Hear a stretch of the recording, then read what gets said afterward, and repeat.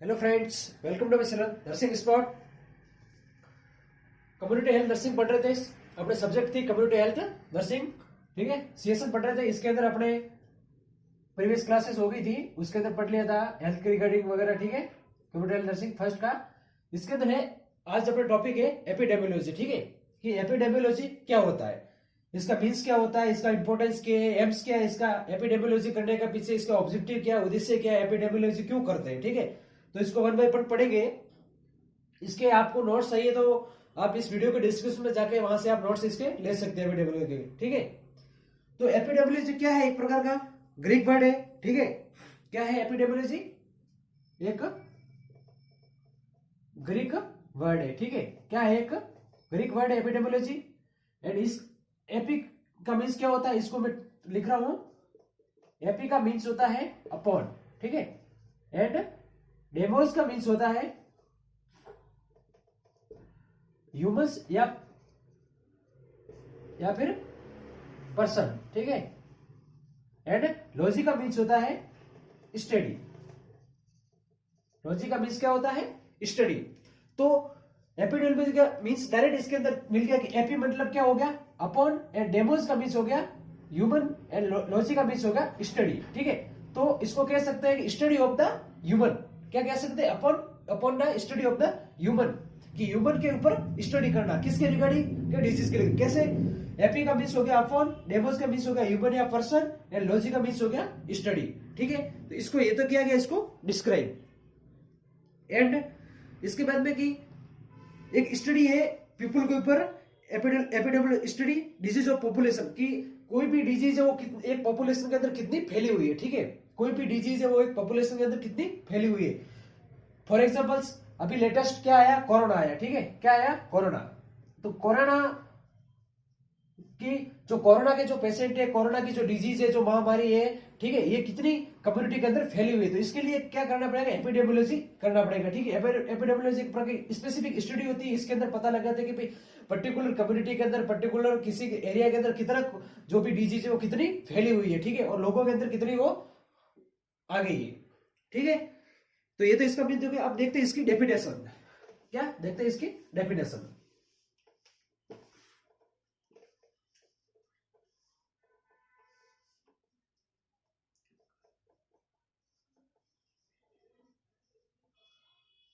Definition of epidemiology.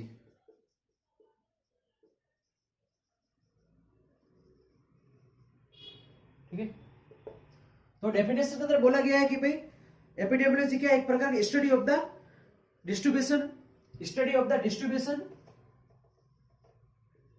Study of the distribution, study of the distribution and determinant of health related, and determinant of the health related to state of event in specific spread population. ठीक है, इन event spread specified population. ठीक है, specified population. ठीक है, इसके अंदर बताया गया है कि भाई किसके एपिडेमियोलॉजी क्या है, एक प्रकार की स्टडी है कि epidemiology is the study of the, किसके अंदर स्टडी है, ऑफ द डिस्ट्रीब्यूशन। डिस्ट्रीब्यूशन मतलब कितना उसका डिस्ट्रीब्यूट हुई है, कोई भी डिजीज है या कोई बीमारी, वो कितना एरिया के अंदर कितने कितनी डिस्ट्रीब्यूशन मतलब कि कितनी फैली हुई, कितना वो उसका फैला हुआ है। एंड डिटरमिनेंट का बिंदु को किसी भी चीज को निर्धारित करना, कैसे कि वो हेल्थ को किस तरीके से निर्धारित कर रही है, हेल्थ है जो पर्सन की, जो ह्यूमन बीइंग की हेल्थ को, उसके ऊपर वो किस तरीके से इफेक्ट कर रही है। ठीक है, and health related to event and specified population, एक स्पेसिफिक जो पॉपुलेशन है जिस एरिया के अंदर। फॉर एग्जांपल पहले starting corona in our China के अंदर देखेगा। ठीक है, तो चाइना में एपिडेमियोलॉजी हुई कि वहां की चाइना के जो वहां पे स्पेसिफिक पॉपुलेशन, उनके अंदर कितनी कोरोना का जो डिजीज थी कितनी हुई, तो उसके अंदर एपिडेमियोलॉजी के थ्रू उन्होंने निकाली। ठीक है, तो इसका डेफिनेशन होगी भाई study of the behaviour, study of the distribution and determinant of health related event in the specific population, ठीक है, कितना की स्पेसिफाइड पॉपुलेशन के अंदर कितनी डिजीज है, बीमारी है, वो डिस्ट्रीब्यूशन फैला हुआ है, उसका डिस्ट्रीब्यूशन हुआ है और निर्धारित किया है, उसने हेल्थ को अफेक्ट किया है, डिटरमिनेंट ऑफ द हेल्थ, ठीक है। तो ये तो थी डेफिनेशन ऑफ द एपिडेमियोलॉजी की, ठीक है, डेफिनेशन ऑफ द एपिडेमियोलॉजी। इसके बाद में है एम्स ऑफ एपिडेमियोलॉजी। उद्देश्य क्या है इसका, एम्स क्या है, एम्स करने के पीछे इसके एम्स क्या है, AIIMS of epidemiology.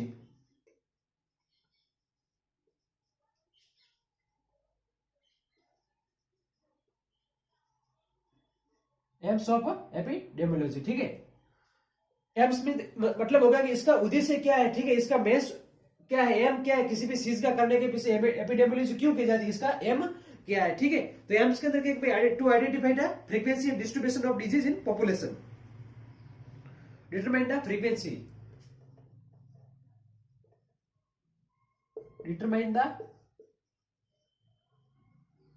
Determine the frequency distribution of disease in population,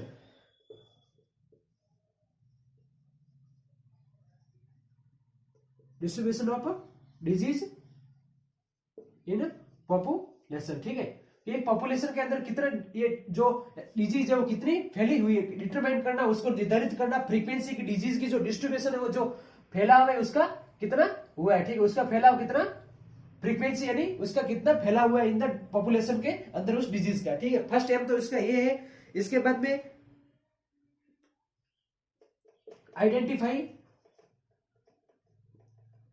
the aetiological cause, ठीक है, कि भाई ये जो बीमारी है जो कम्युनिटी के अंदर जो पॉपुलेशन के अंदर फैल रही है, ठीक है, जो पॉपुलेशन के अंदर जो ये बीमारी फैल रही है वो किस वजह से हो रही है, इसका इटियोलॉजी, इसका कारण क्या है, मेन कॉजेस क्या है, वो पता लगाना, वो भी एपिडेमियोलॉजी के थ्रू ये पता लगाते हैं, ठीक है। इसके बाद में कि असेस करना economic effect on disease benefit and control program, assess economically इस डिजीज को कंट्रोल करने के लिए कितना फंड देना पड़ेगा, कितना पैसा लगाना पड़ेगा, इनकी वजह से कितना जो आर्थिक स्थिति इकोनॉमिकल कंडीशन है वो कितनी इफेक्ट हो रही है, ठीक है। तो असेस इकोनॉमिकल स्टेटस वो भी असेस करना, ठीक है। एंड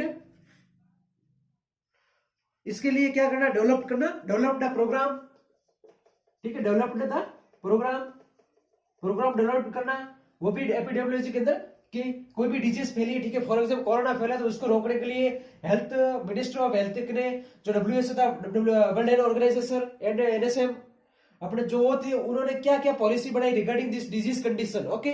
सो इसीलिए कि डेवलप प्रोग्राम को भी एपिडेमियोलॉजी इसके थ्रू डेवलप प्रोग्राम भी डेवलप किए जाते हैं, ठीक है। एंड प्रोवाइड करवाना डाटा प्लानिंग इंप्लीमेंट इवेल्युएशन, और क्या करवाता है, प्रोवाइड डाटा करवाता, ठीक है, प्रोवाइड डाटा। इसके थ्रू क्या होता है कि इतनी ये डिजीज है वो फैली हुई है और इसका ऐसे डाटा लेके कोई इतना असेसमेंट होता है, इसका इवेल्युएशन इतना निकला, इतना डिजीज को फ्रीक्वेंटली फैल रही है, ठीक है। तो ये सब इसका एम्स हो गया, एम्स ऑफ द एपिडेमियोलॉजी, ये इसके क्या है, एम्स है, एपिडेमियोलॉजी की क्या है, एम है, ठीक है। इसके बाद में आता है स्कोप, एपिडेमियोलॉजी के स्कोप,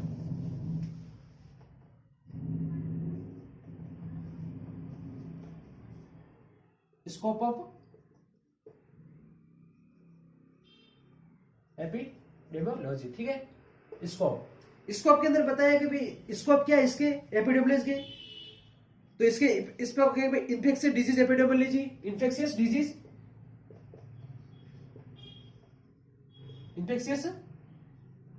एपिडेमियोलॉजी, ठीक है। And cardiovascular CVS related epidemiology and cancer,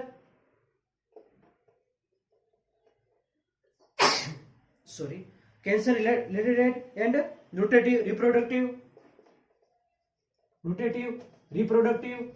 epidemiology. Epidemiology means की इन्फेक्शन कोई भी डिजीज के ऊपर एपिडेमियोलॉजी जो स्टडी कर रहे हैं, ठीक है, ह्यूमंस कर रहे हैं, कोई सीरियस की जो हार्ट के रिलेटेड जो हार्ट की बीमारी है, जो हार्ट जैसे myocardial most common heart in the disease myocardial infection, ठीक है, हार्ट अटैक, जो हार्ट अटैक है वो पॉपुलेशन में कितना फैली, इस जो ये बीमारी जो इसका कितनी फैली हुई है, तो उसके अंदर स्पेसिफिक के अंदर उसके ऊपर स्टडी करना एपिडेमियोलॉजी। कैंसर एपिडेमियोलॉजी का मीन्स होता है कि भाई जो पर्टिकुलर कैंसर है, लंग्स कैंसर है, सर्वाइकल कैंसर है, लंग्स कैंसर है, ठीक है, थ्रोट कैंसर है, वो पॉपुलेशन के अंदर कितना कैंसर फैला हुआ है, ठीक है। न्यूट्रिटिव, रिप्रोडक्टिव, लीजिटिव, एपिडेमियोलॉजी, तो ये हो गया क्या इसके, ये सब स्कोप है, ठीक है। ये क्या है, स्कोप है। इसके बाद में यूज क्या होता है एपिडेमियोलॉजी का, यूज ऑफ द एपिडेमियोलॉजी कहां पे यूज होता है। तो यूज के अंदर फर्स्ट वन तो देखोगे आप कि यूज के अंदर देख सकते हो कि एपिडेमियोलॉजी का यूज क्या है कि फर्स्ट की जो डिजीज है वो कहां से ओरिजिन हो रही है, ठीक है, उसका क्या करना, identified of the disease we occur in the origin, कि कोई भी डिजीज है वो कहां से ओरिजिन हो रही है उसका क्या करना, आइडेंटिफिकेशन करना, ठीक है। एंड उसके बाद में क्या करना, इन्वेस्टिगेशन करना, इन्वेस्टिगेशन करने के बाद में उसको हाउ कैन दिस डिजीज को कैसे डायग्नोस करोगे, ठीक है, वो सब पता लगेगा, ये सब इसके क्या होगा, यूजेज हो गए, ठीक है। एंड प्लानिंग करना, मॉनिटरिंग करना, ठीक है, ये सब क्या हो गए इसके यूजेज ऑफ द एपिडेमियोलॉजी। इसके बाद में आता है डायनेमिक ऑफ डिजीज ट्रांसमिशन।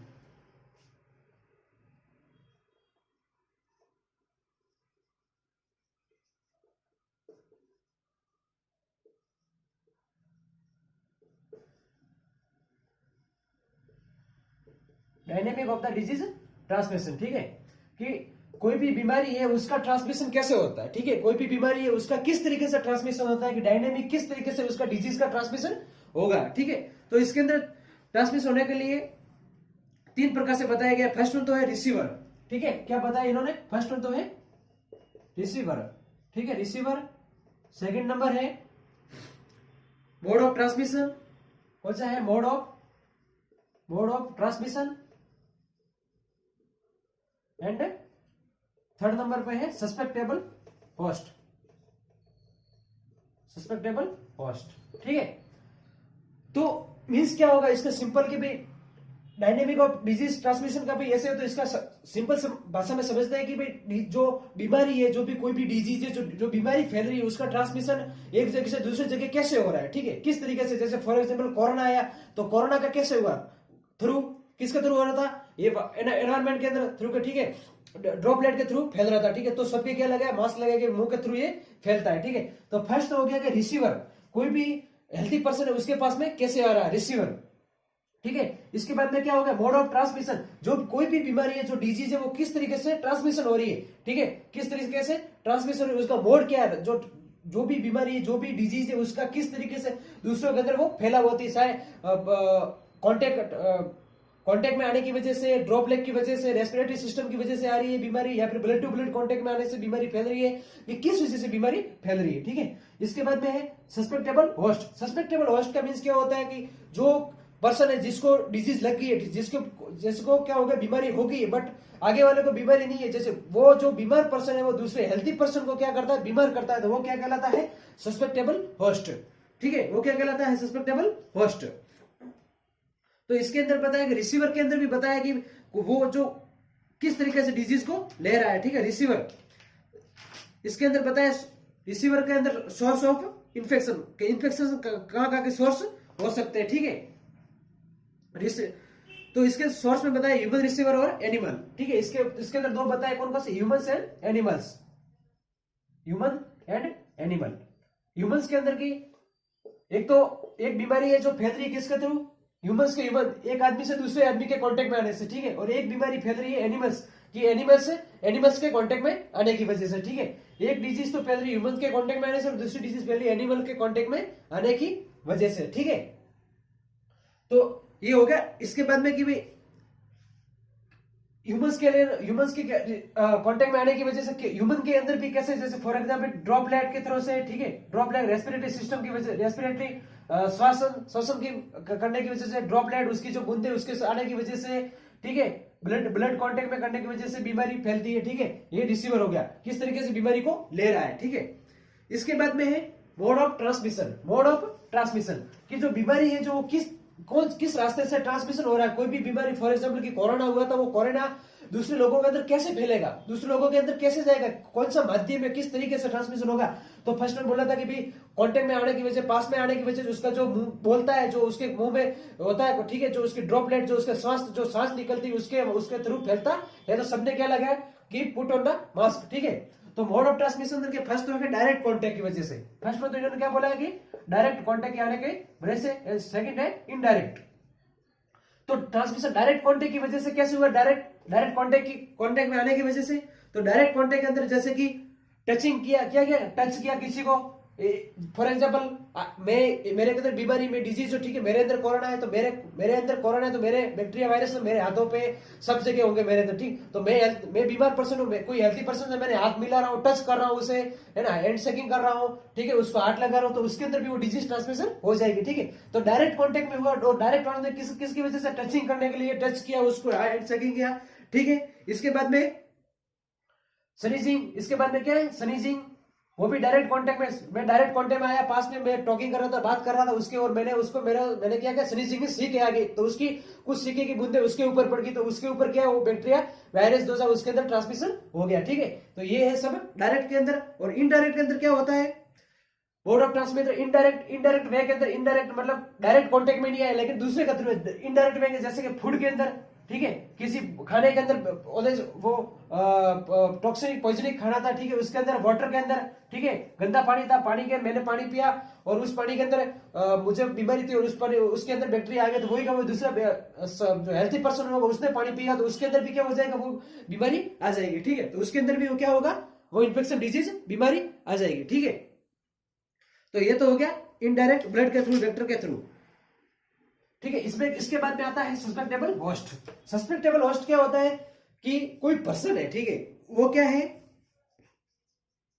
कोई पर्सन है उसको क्या हुई है, बीमारी हुई है, ठीक है, कोई पर्सन है उसको क्या हुई है, बीमारी, वो बीमार पर्सन है लेकिन जो सामने वाले से मिल रहा है, जो बीमार पर्सन है, जो दूसरे व्यक्ति, जो हेल्थी पर्सन है, जो स्वस्थ व्यक्ति, उसको जो बीमारी फैला रहा है, ठीक है, उसे क्या कहते हैं, सस्पेक्टेबल होस्ट कहते हैं। और सस्पेक्टेबल होस्ट के अंदर भी बोला गया कि कब इंक्यूबेशन पीरियड के अंदर उसने बीमारी फैलाई या उसके बाद में फैलाई, पीरियड के अंदर फैलाई, कौन से के अंदर, ठीक है। इंक्यूबेशन पीरियड मींस बोले तो कि भाई जब बीमारी बन रही होती है उस टाइम उसने फैलाई, या फिर प्री ड्रमल कि उसको बीमारी डेवलप हो गई थी, उसके बाद में उसको दूसरे का कांटेक्ट में आया तब जाके वो बीमारी फैली।